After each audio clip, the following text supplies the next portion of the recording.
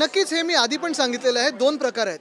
पहिली गोष्ट म्हणजे जे महाराष्ट्रात मराठीचा अपमान करतात, आपल्या संस्कृतीचा अपमान करतात, त्यांना धडा हा वेगळ्या प्रकारे बसत आलेला आहे आणि तो बसत राहणार.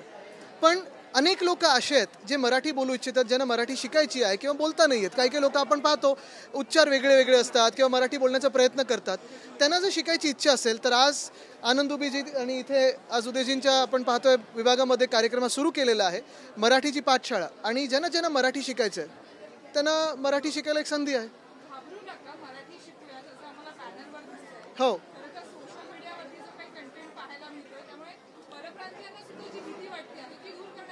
बघा, जे कोणी महाराष्ट्राला आपली कर्मभूमी समजतात आणि ज्यांना कोणालाही महाराष्ट्रात प्रगती करायची आहे, कुठच्याही भाषेत आपण पाहतो, कुठच्याही राज्यात पाहतो, त्या लोकल भाषेत बोलणं गरजेचंच असतं, तरच प्रगती होते.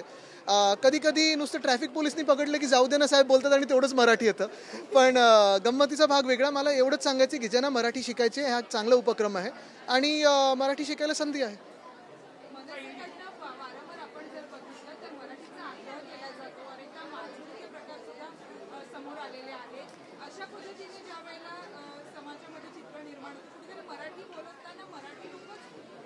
मला वाटतं एक महत्त्वाचं आहे, जे वंदनीय हिंदू सम्राट बाळासाहेब ठाकरेंनी देखील सांगितलं की जास्तीत जास्त भाषा शिकणं गरजेचं आहे.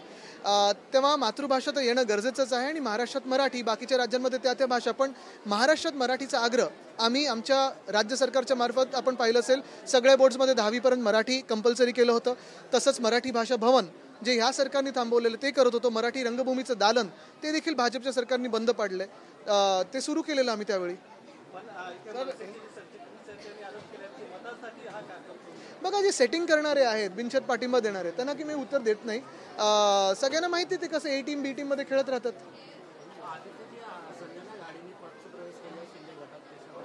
पाहत नाही कशा प्रकारे, म्हणजे पाहतच नाही. बघा, तुम्हाला एक सांगू, जे कोणी आमच्यासोबत थांबलेले आहेत त्यांना कोणालाही आपण पाहतोय नुसतं एकच अपेक्षा आहे की महाराष्ट्रासाठी लढत राहायचं, मुंबईसाठी लढत राहायचं. जे बेकाऊ असतील ते जातील.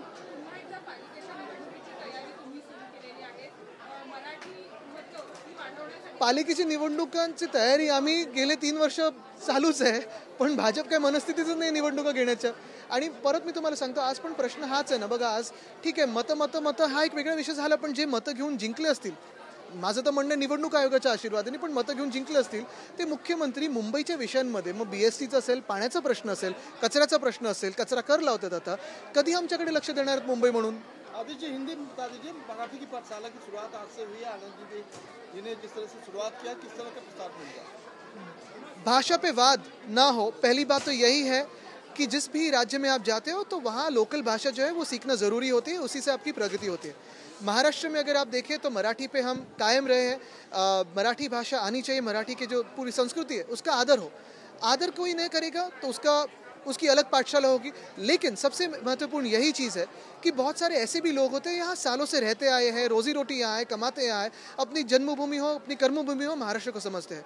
और ऐसे लोगों को जिसको मराठी सीखना चाहते हैं जो भी, और जहाँ आती नहीं है, तो एक संधि है, उन्हें उपलब्धि है कि सीख लें. ये सिर्फ कांदिवली में रहेगा? नहीं, पूरे मुंबई में रहेगा. और मुझे लगता है बहुत सारे लोग उत्सुक हैं, क्योंकि ये भी हम जानते हैं कि देश में आसानी से 2-3 भाषा तो हमें आ ही जाती है, हम सीख भी लेते हैं. Thank you.